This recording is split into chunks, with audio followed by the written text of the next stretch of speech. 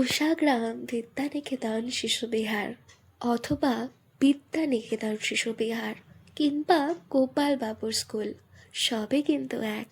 সিস্টারদের সাথে আমাদের বিদ্যানিকেতন গানটি গাওয়া, ছোট ছোট ভাই বোনেদের অসাধারণ পারফরমেন্স দেখে আমার নিজের ছোটবেলার কথা মনে পড়ে গেল।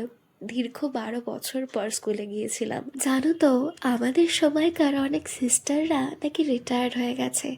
তবে যে সমস্ত সিস্টাররা ছিলেন তাদের ভালোবাসায় কিন্তু কোনো খামতি ছিল না, আরও ভালোবাসা বেড়ে গেছে বলে আমার মনে হয়েছে।